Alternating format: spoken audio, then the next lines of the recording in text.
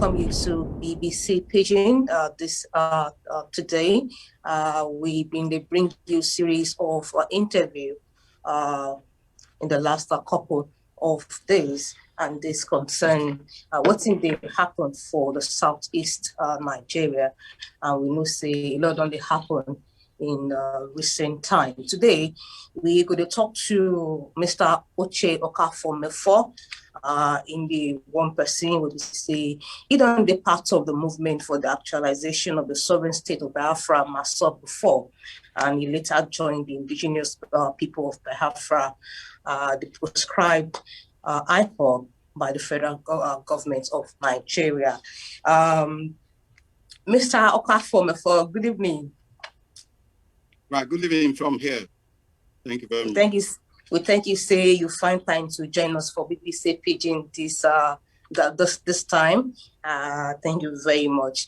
In November 2020, you resigned as the deputy director of the proscribed IPOB, and but then you still never stopped talking about the issues that got to do with Igbo nationalisms, which support the creation of an independent state of Biafra. Why so? Because first of all, it's not correct that I resigned on the date you were talking about, but that is not the issue for the moment. The point is that the issue of Biafra is in our DNA. It is an innate kind of feeling, in the sense that our people were subjected to all manner of inhumane and degrading treatment, crime against humanity, genocide by the Nigerian state. And in the aftermath of that genocidal orgy of violence directed against the people of Biafra, since the 1950s, I must say, but of course, which culminated in the fight for survival between 1967 and 1970. The hatred directed against the people of Biafra since that time has not ebbed. Even though the war officially ended in 1970, the issues that brought the war in the first place are still being repackaged till date and being directed against the people of Biafra. So it is an issue of monumental decades of injustice, suppression, oppression, subjugation, discrimination, crime against humanity, genocide. And for us, the present generation, our forefathers, our brothers and sisters fought in the 1960s, they were subdued. And there is a saying that injustice and oppression breeds insurrection and opposition. And so this is the situation where we are today. The issue that led to the war are still being repackaged in so many ways, social, politically, religiously, and otherwise. And so we are not going to keep quiet. If they fought against our forefathers, against our uncles, against our fathers, to suppress us, even in the face of those injustices, we are not going to keep quiet. What you are seeing today is anger, is indignation that has been suppressed for so long. And so we are justified in doing what we are doing. Biafra must be restored. It doesn't matter how long it takes, because millions of people have been subjugated to this slavery. Millions of lives have been lost. And there is no justice as we speak. Nobody has been held accountable. All the war criminals who perpetrated those crime against the people of Biafra are still roaming the street today, and they are having stranglehold as we speak today.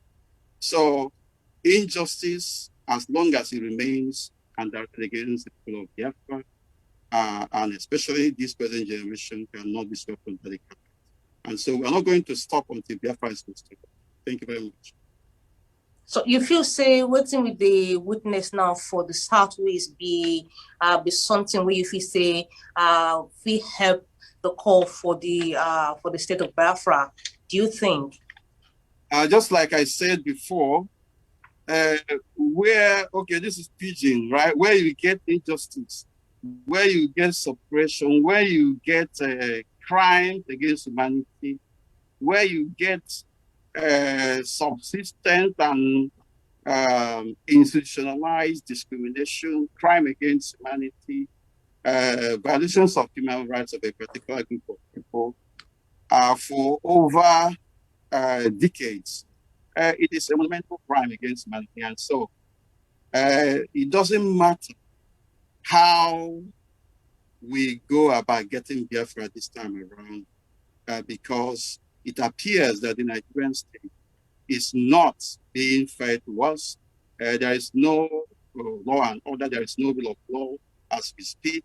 There is selected or selective treatment of people of Biafra, albeit in a negative and highly discriminatory manner, while others are being treated favorably.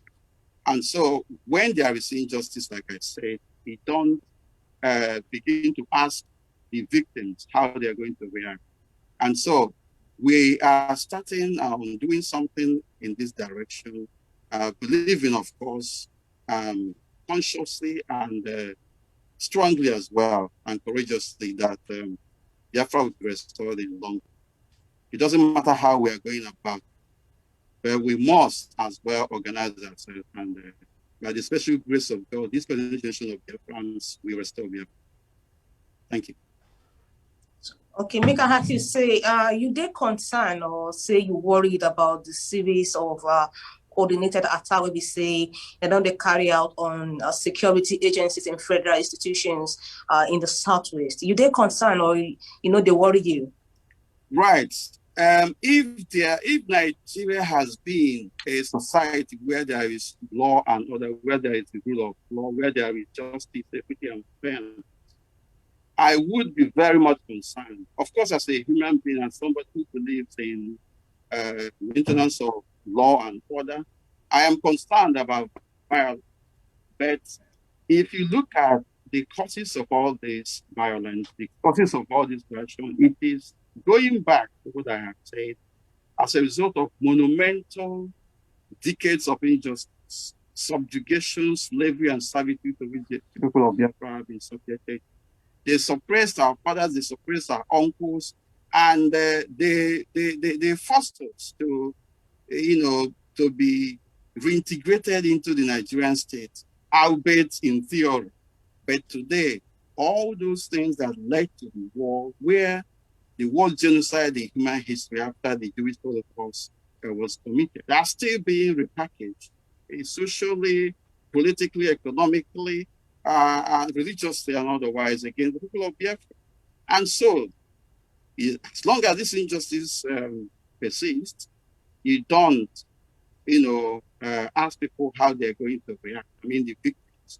However, as a people who believe in the rule of law and the maintenance of law and order, we urge our people to organize us and conduct ourselves in a more civil manner. But again, if the state, if you look at it from another perspective, we have been law abiding, we have been doing everything we're doing according to established extant laws, even in Nigeria and in Biafra. But again, there are people who are not keeping to the law. These people are criminals. When you commit crime, you become a criminal. When you go against the law, you become an outlaw. And so the people from northern part of Nigeria, especially the Fulanese, who are having a strong hold on the Nigerian political, top echelon of political power today, are of course not doing it in good faith.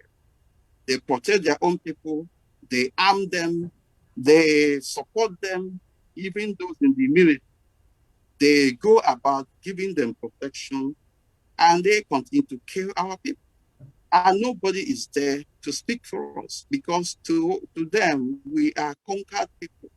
And so if this continues, where there is no appetite on the part of those in power to apply equity and fairness and justice to all, then the people will have to react, especially those who are feeling marginalized, subjugated, trampled upon, victimized. The first group of people within the Nigerian state who are supposed to be complaining are the Biafrans, but they are making us to be victims. I mean, they're making us to be the perpetrators, whereby the perpetrators are now being regarded as the victim. We have been treated so unfairly. We have been subjugated to all manner of slavery and servitude, and people, conscious people around the world are, of course, in the know of it. You talk about IPOB in the last few years. A lot of injustices have been meted out to the people of Biafra under the platform of IPOB and under different groups, pro-Biafra groups like Master, and nobody is actually out there to, protect our interests or to make sure that justice is done. You know, the right to self-determination is a human right, and as such, we are not going to back down. What we are doing is in line with. Okay, make I quickly cast your mind back to wetin happen in Owerri, Imo State capital, on Monday, where we get unknown men attack police headquarters and also a correctional facility, and they free about over 1,000 inmates. Where we say then key people with them don't convict, say then be criminals, and these unknown gunmen attack this correctional facility and free them. How you think say this go affect the society, the Southeast as a region, with about with over 1,000 inmates? Will be say they don't convict them, say they be criminals out on the streets. You think say this go fit help the whole call for the Biafra nation? Like I said before, if Nigeria is a country or a state where there is law and order and where there is everybody will be very, very mindful of how they conduct, regardless of the lawlessness in different places in Nigeria. The people of Biafra have been conducting themselves in a more respectful and law-abiding manner. But those that claim to be fellow citizens in Nigeria, the Northern Hausa Fulani, this time around specifically the Fulani, they think that they own Nigeria, and you are a witness to it. You are a journalist. You know what is going on. And the question you're asking me, I'm very sure you know the answer. But for sake of emphasis, I want to reiterate that the attacks on government facilities under normal circumstances is to be condemned. But this is a situation there at this particular point in time where the government you're talking about, the state you're talking about, the Nigerian state you're talking about now being controlled by the Fulani, are now the states, they are now sponsoring terrorism, violence against ordinary people, including Biafra. For instance, you are hearing about bandits, you are hearing about Boko Haram, you are hearing about Fulani herdsmen. They are everywhere, and I'm very sure you know what the issues are. They are also in Biafra. Most of them have been aided by the Nigerian security forces to commit the crime. I'm saying it because most of the crimes that have been committed by Fulani herdsmen, most of the crimes that have been committed by these bandits are being swept under the carpet, are being watered down. I give you an example. What happened in Ebonyi State in the last few days, if not up to a week now, is an eye-opener. The one that happened in Nimbo was another one, but let us just look at what happened recently. it has been alleged that Fulani herdsmen went and slaughtered our people in Ebonyi State like animals. And the governor of Ebonyi State, Dave Umahi, made an open confession that he knew and they know those who are behind this. But he decided not to take action. The Nigerian state, the federal government of Nigeria, did not also come out proactively to go against these people that have committed this heinous crime. And these are against our people. Things that has never happened in our land is now happening. And the question is, who are responsible?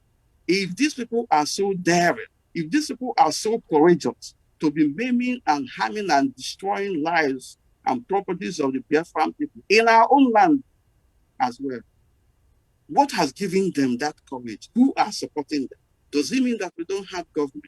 And then it boils down to the fact that the state governors and state houses of assembly members must provide answers to all these security breaches, to all these monumental and colossal loss of life in Biafra. And then the Ebonyi State government had just come out, indicted himself, indicted all the members of political class in Biafra. And he was willing to protect, to seek for dialogue, where you know that criminals have committed this crime, where you know that these are murderers, these are terrorists, these are, hardened criminals that have invaded the land and killed our people, his own fellow citizens, I must say, indigenous of Ebonyi. And he was, comfortable saying that they have to do something about it. They're waiting for the federal government that are sponsoring them to go and do something. And as we speak today, all those things are being swept under the we are being told that something is going to happen. And on the other hand, you now have a situation whereby the people of Biafra, the youths in Biafra land, who have done nothing, some of them are picked on the road, and because they think that they believe, because they say that they are Biafran, they suspect them to be Biafran, they are locked up and without trial. And so, if people are angry because of all this, and those people who are regarded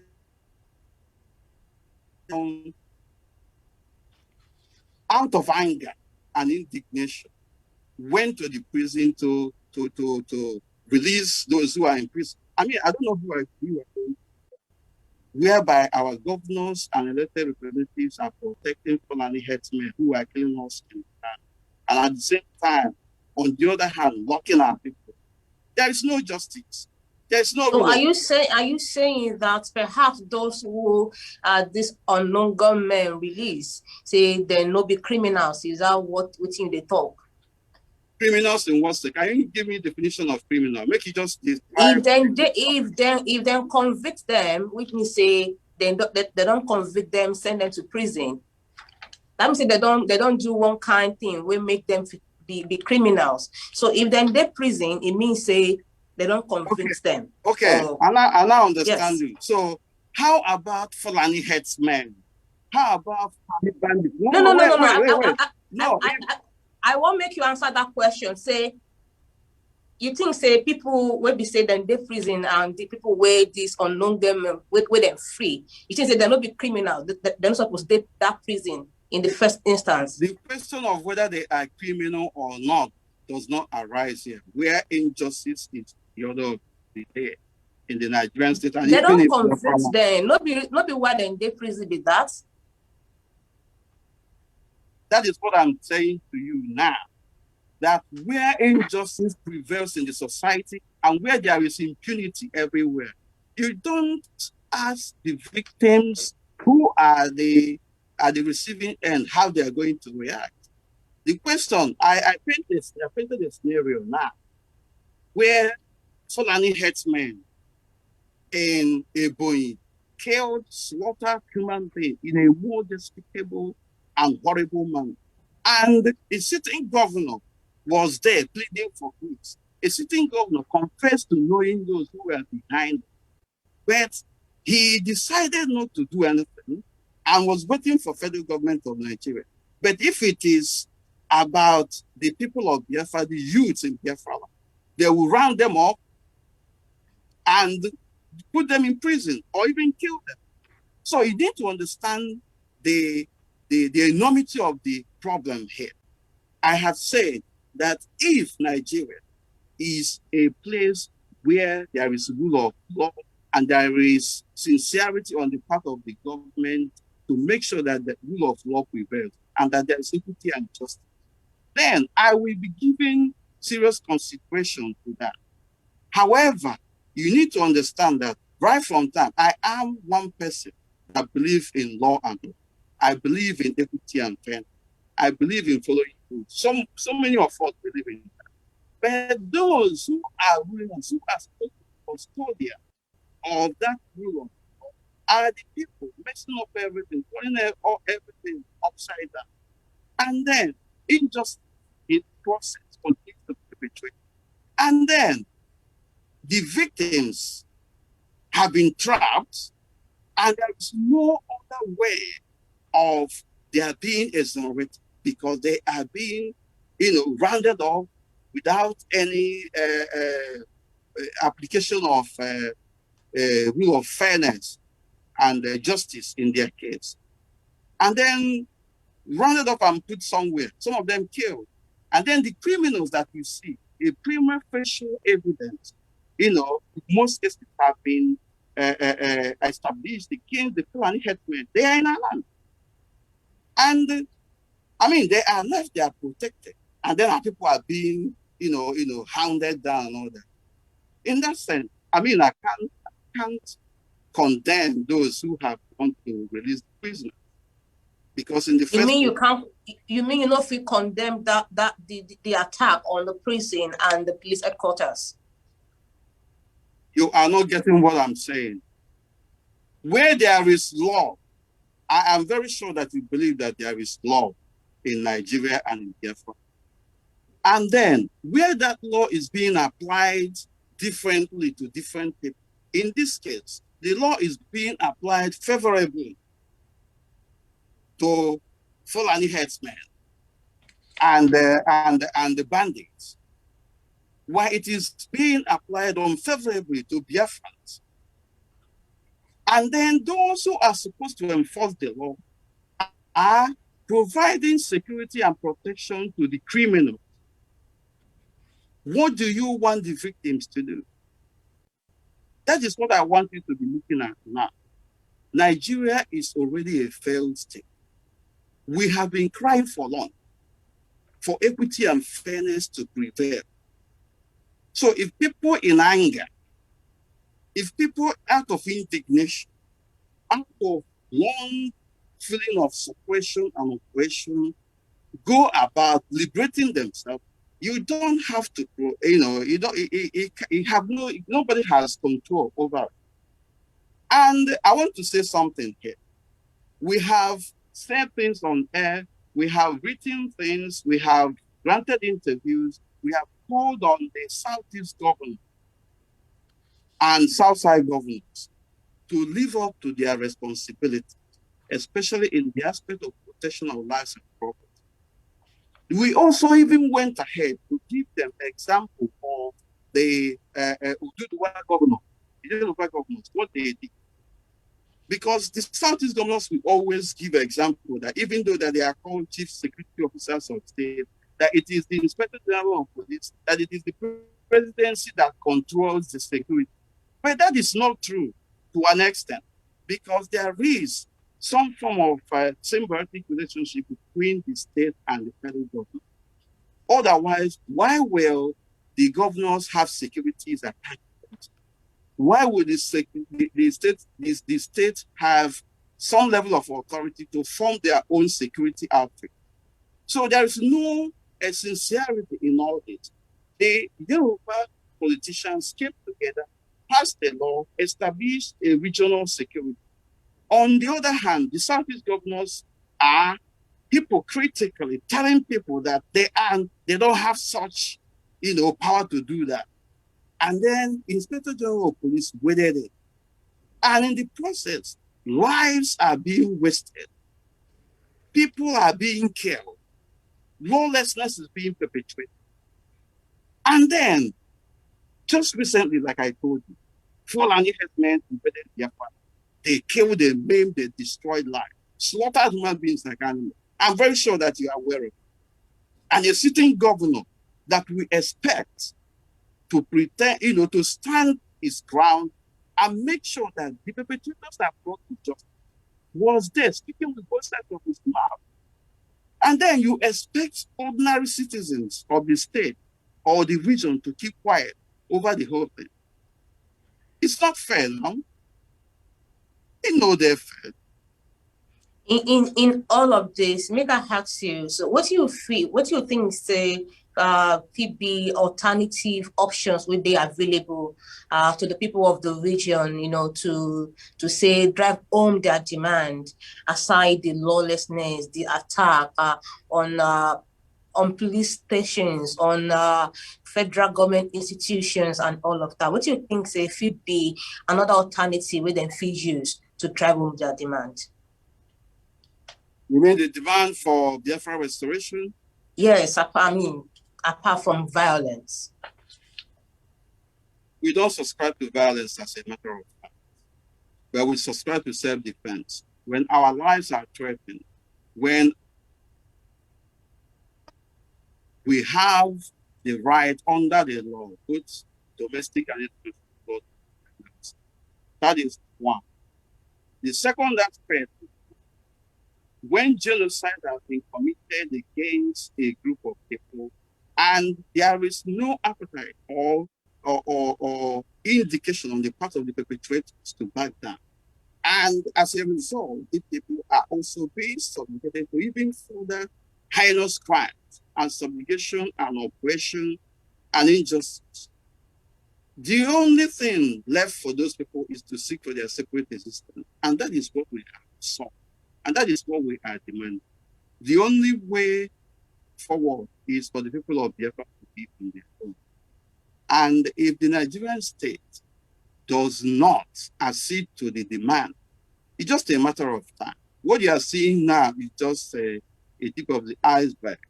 Because if the injustice continues, the Nigerian state will implode. It's as simple as that. And I'm very sure that if you look at what is happening conscientiously, you will agree with me that our people have been treated so fair. We are being treated like animals. Biafran lives don't matter anymore as far as Nigeria is concerned. And so let these people not use the pretense of state or state sovereignty and all to continue to subjugate a cross-section of people. As a matter of fact, the Nigerian sovereignty it has been called into question because the indigenous peoples in different parts of Nigeria have been killed, maimed, suppressed.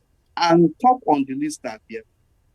When a state, in this case Nigeria, let me take it from the lawful or legal aspect of it.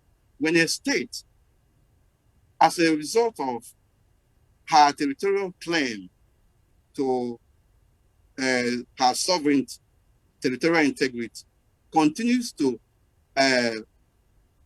violate the rights of a cross-section of a population, continue to sustain human rights abuses, continue to kill, to maim, and suppress, and to prevent the people even to exercise their right to internal self-determination, like allowing them to, freely participate in the affairs that affect them as a people.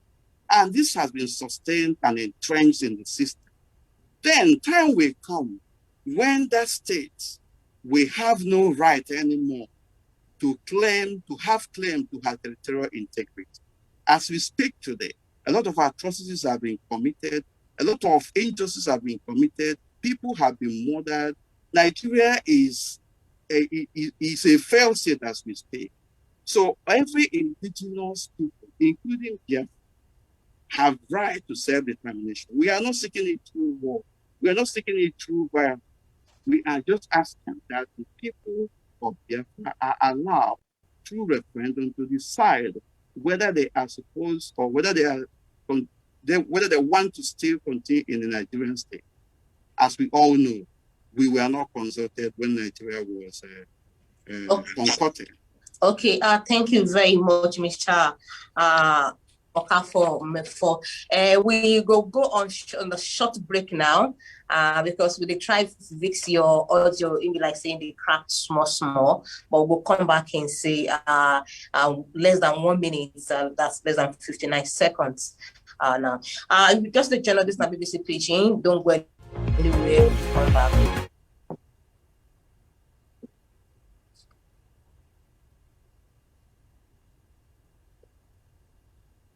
Thank you. Welcome back, Mr. Uche Okafor, Mefor.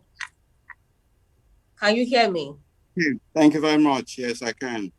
Okay. Before we go on that short break, you did tell us about how you think, say, the other alternative way the people would agitate for the nation of Biafra a few years. You also mentioned the fact that what did they call them? That law favors bandits and criminal herdsmen. But I want you to say last week the top person for the president, Garba Shehu, said on one live TV, say hundreds of bandits, they don't arrest them and they go soon face prosecution. I say you go still talk, say law they favor these bandits and the criminal herdsmen. Yes, let me tell you something. You are talking as if you know the Nigeria. They talk as if you know the Nigeria. Or like say, they see within there. Don't mind Garba Shehu. Don't mind the Fulani politicians who are having a stranglehold on us. This is what they are saying every time. They have been saying this thing over and over and over again. They will want to play to the gallery. They will come for public. They fit even show you the people where they arrest. But those people, when they put them inside, they're enjoying themselves. So we are no longer going to be cowed or deceived. There is no sincerity on the part of those who are running the affairs of Nigeria. So Garba Shehu is playing a political game. He's deceiving those gullible that he thinks that he will deceive, but not us anymore. Because starting from Boko Haram, there are a number of Boko Haram terrorists arrested. But for them to present themselves as if they are complying with the requirements of international law and with the ICC mandate, they try to bring those people to court. When they bring them to court, they will exonerate them or even integrate them into the society. Haven't you seen where an army general was talking about bringing back Boko Haram terrorists into the society? And these are the people who are recruited into the and they go about many people. And I will still go back to what we are talking about. It's very fresh in our memory. And it's still running. I mean, that is the top story now. An unfortunate one indeed. The killings in Ebonyi. If Garba Shehu is sincere to himself, let him show us the people that killed our people in Ebonyi. Even when governor of Ebonyi State said that he knew or he knows those who were behind it. Have you seen anybody arrested? Have you seen anybody brought to court? Have you seen anybody brought to justice?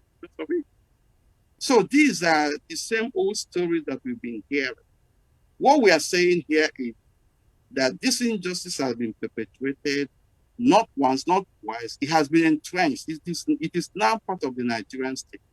And so the people are angry. The people of Biafra are justified to sometimes react angrily and try to extricate themselves from an unjust system.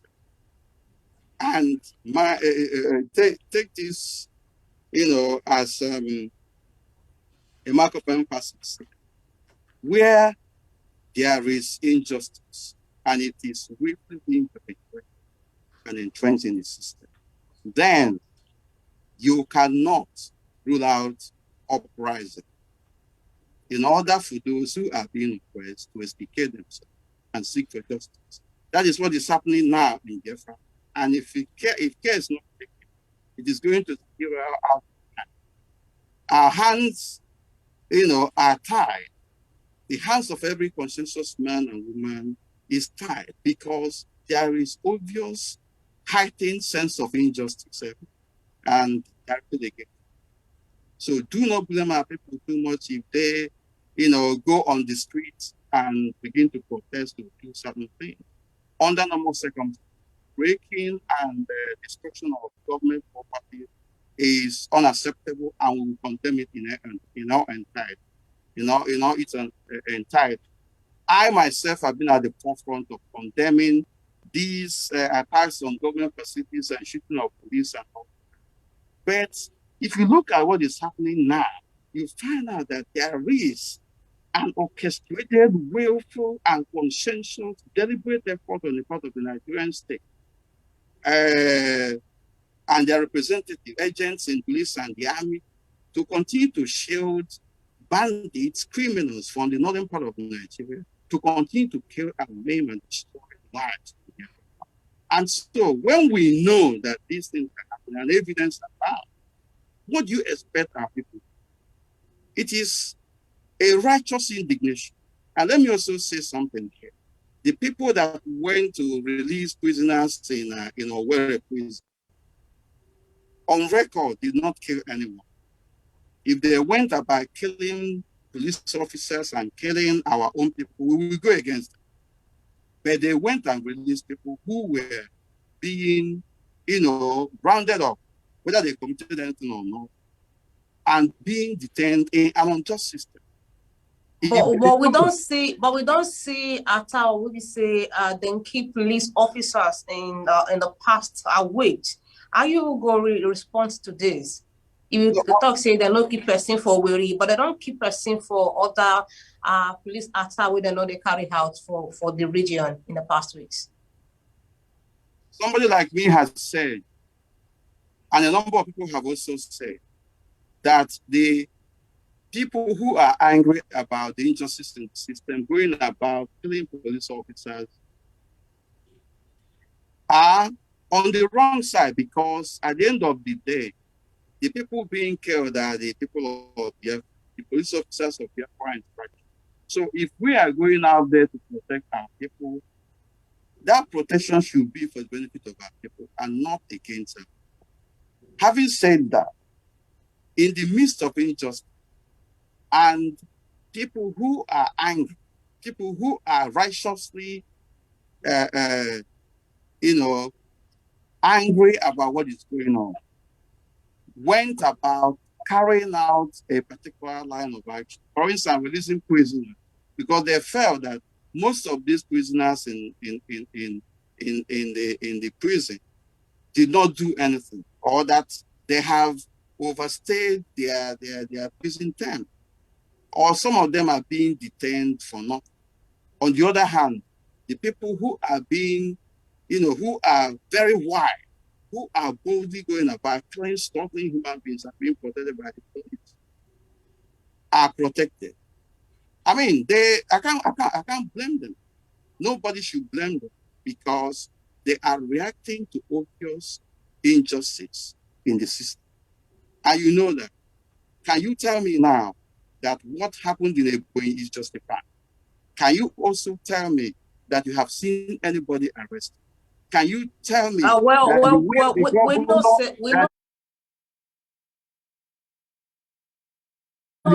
governor conducted himself is the right thing to do. Why is it Mr. Uche Okafor, Mefor, we know say the vice president Yemi Osinbajo visit Ebonyi State after the attack, and they don't say they will carry out an investigation and make sure say the people way they behind the attack then punish them. I feel we're going to wait to see how this come out. Let me now respond to you on that. Osibajo visited Ebonyi. But for me, that visitation is not necessary because the state governor had already come out to say that he knows or he knew the people behind it. And the crisis had been ongoing. He knows what is going on. So Osibajo going there is just playing to the gala. Okay, since he left Ebonyi and promised that those who are behind it will be prosecuted. Why is it that they have not been prosecuted? Why is it that people have not seen them? The way they are parading Biafran youths on camera. Even BBC News was carrying the news of Biafran youth being arrested. Mind whether they committed any crime or not. Why is it that the same treatment is not being applied to Fulani bandits? As we speak, none of them is being, we don't even see them. They are being protected somewhere. So what I'm saying in essence is that the governor has said that he knows them. He knows those who are doing all this or who have killed our people. Why is it that they are not being killed? Why is it that they have not been apprehended? But when we heard about the jailbreak by some unknown gunmen, the Inspector General of Police was proactive. The Imo State Governor was proactive in saying that it was IPOB, it was ESN. I don't know whether it is IPOB or ESN, I don't know, because for you to make this kind of level of architecture, you must have to have your facts. If but women say that are actually the people. And as we speak, they have not been very proactive to go beyond reality. Again, everything happening now is as a result of injustice, entrenched structural and systematic injustice in the system being loop-sidedly applied to some people and being relaxed in the application to others. In this case, Fulani people are being favored and protected. They are aided by the state to continue to commit crime. But the people of Biafra who are hardworking, going about their businesses, are being hounded down. How do you justify that, for goodness sake? And that's why they ask, say, they worried, say that the kind implication this whole action, this whole attack fit gets on the socio-economic life of the people, especially, and the political fortune of the Southwest in future election. Because we know, say, Yoruba people will say, where two elephants fight, now the grass, they suffer the most. What about the people of the of this state, of the region, where we say this thing they affect? Me, it is a dire situation that we have found ourselves. And our people, eventually, the ordinary people, if this snowballs into violence, uncontrolled violence, anarchy, the people who are going to bear the brunt are the ordinary people, vulnerable people in society, even the rich as well. But I will place the blame on the doorsteps of the elected representatives in Biafra. The governors, the Southeast governors, including Southside governors, they have not done enough. They have failed the people. They should be answering this question. If there is breakdown of law and order in our region, these governors and state House of Assembly members must be blamed. They have to provide the answers and solutions. And they have it at their doorstep. They have it on their hand. The solution to this problem are before them. But most of them are playing politics. A number of them are clamoring for 2023 presidential election, which may not even come to be. A situation whereby you are selfishly pursuing your own interests over and above the collective interests of your own people. It then means that you don't have interests of the people at hand, and that you are not in the position to protect the people. So you better get out of the way. Let people who have the interests of their own people at heart go in there and do the needful.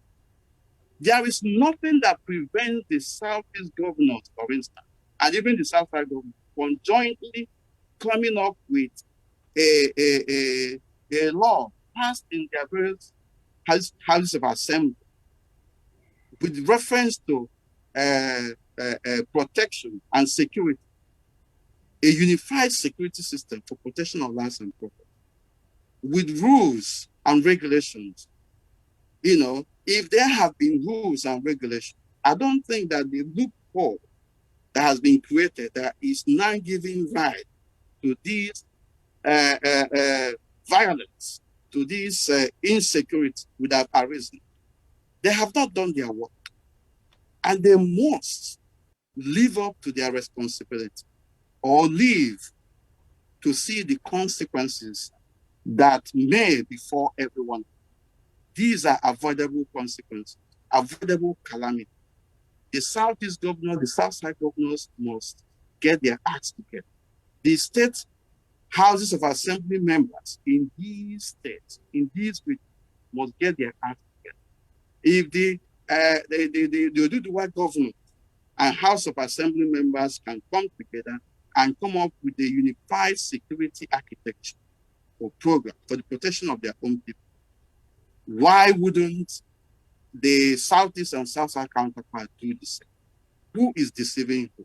So if people are killed today, if people are subjected to all manner of inhuman and degrading treatment, if there is insecurity, if there is breakdown of law and order, in our the governors and the state houses of assembly members must be held accountable, and they know that they have not performed. It is either that they do the right thing for the interest of the majority of our people, or they get out. That is the truth about it. So if you are saying this thing, you are talking about lawlessness, you are talking about breaking of law on the one hand. You also have to talk about those who have the responsibility of, in the first place, bringing in the law, enabling law that will regulate the activities of it. In the real sense of it, there is no law. So which law are you going to keep or adhere to? So, I just want to say, the state where Mr. Uche Okafor Mefor, they refer to as Oduduwa and the southwest region of Nigeria. They say them they refer to as Oduduwa governors, the southwest, the governors in the southwest region of Nigeria. Let me quickly ask you this question. Say, how best you think say federal government fit and do this wahala with the happen everywhere, especially in that region where you come from? If you ask me, a lot of water has passed under the bridge. A lot of injustices have been done. People are now angry. It is now not the responsibility of the government to make to make reparation, to do the right thing, and to apply the law equitably and justiciously as well. Otherwise, what people are going to see in the next coming of months and even years ahead will be unimaginable, because people are angry. A lot of people have been suppressed. If you subjugate people to unimaginable oppression, there will be a time when they are afraid of you, and when they see that there is no end in sight of the oppression, they will rise up. And so it goes back to what we are saying, that injustice breeds uprising. Injustice and oppression breeds uprising. That is what is happening now. And it may snowball into popular revolution. And at that point, you may not even see the state, the government we're talking about today. So the earlier these state government officials, the state heads of the federal government of Nigeria do the right thing, the better for them. Already, so many lives have been lost, and there must be reparation, there must be justice, there must be equity and fairness applied in the system, because there are no he can't continue to regard a group of people as slaves and then others as love and order. It cannot continue. If Nigeria is to be an egalitarian society where there is rule of law, where there is equity and fairness, why is it that the law is being applied favorably to the Fulanis and then applied unfavorably to others, especially Biafra? These are the questions we need to be asking. And BBC Igbo, BBC Pidgin, BBC World are supposed to be at the forefront of propagating this all-important issue that has been bedeviling our people to the forefront.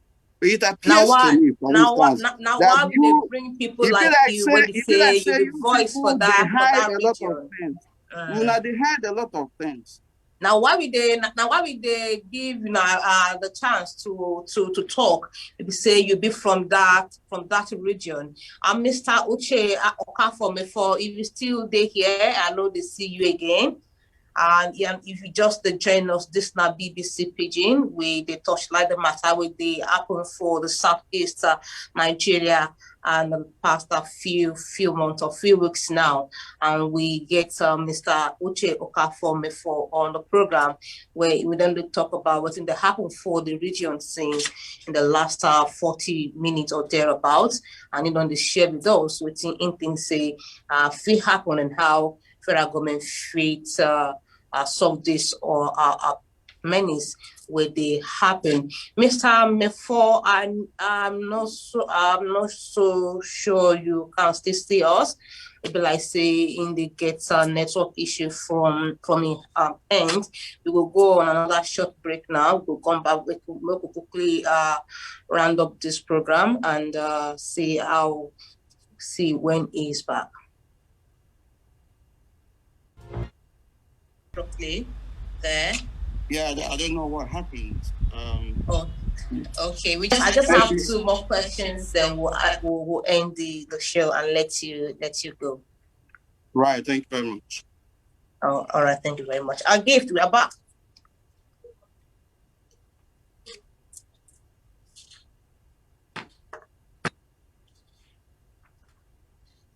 Okay, we just the join of this now BBC Pidgin. We don't come back and we don't do on top of this program with Mr. Uche Okafor Mefor since about more than 45 minutes now.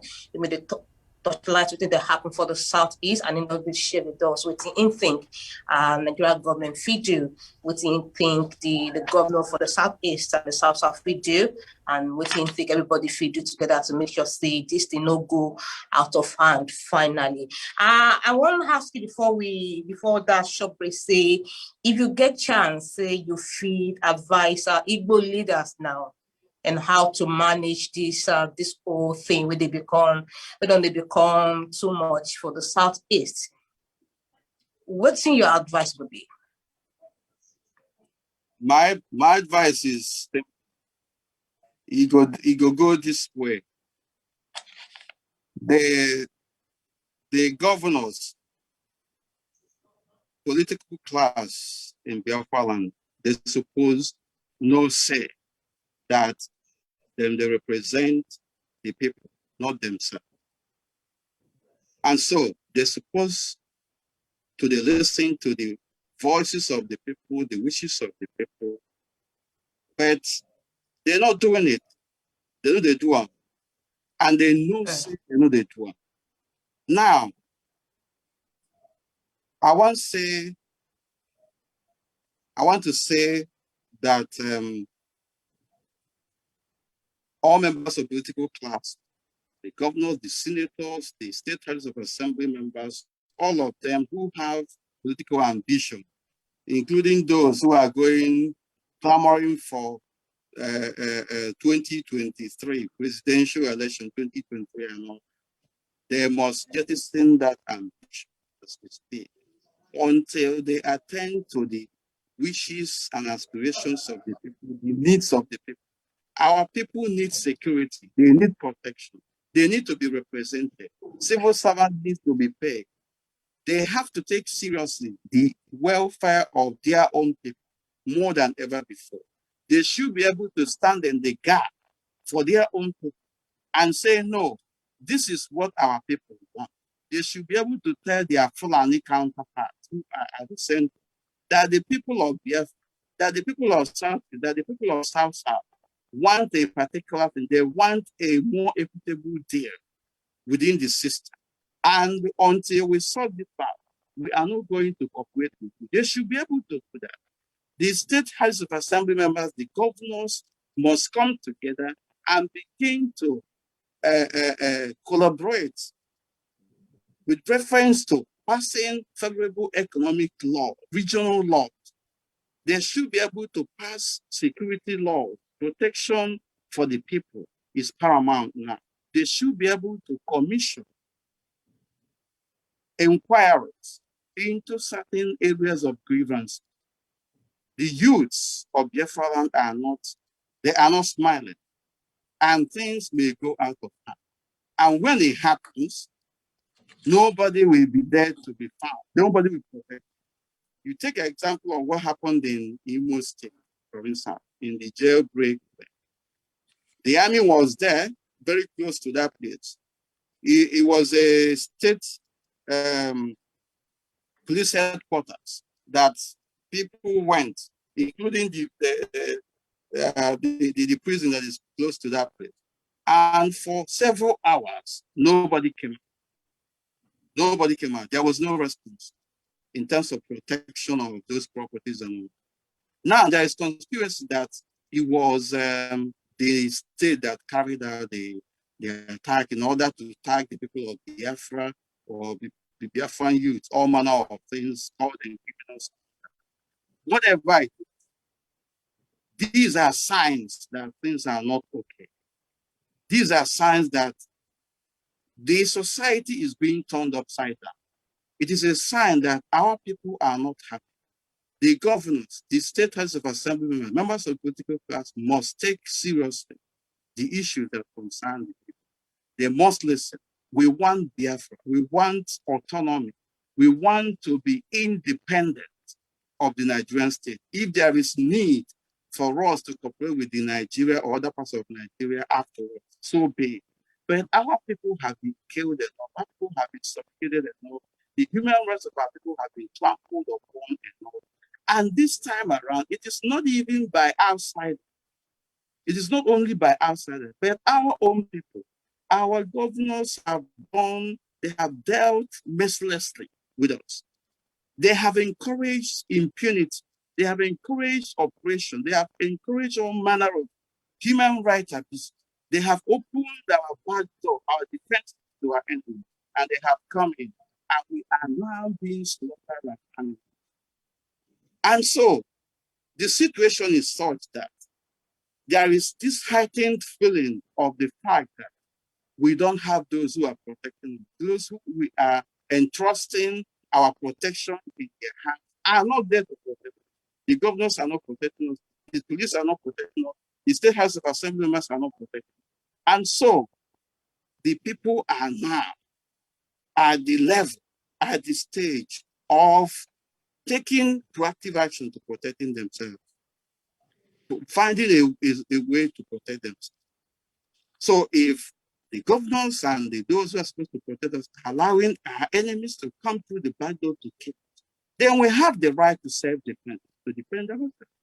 And in the process of doing it, you know what happens.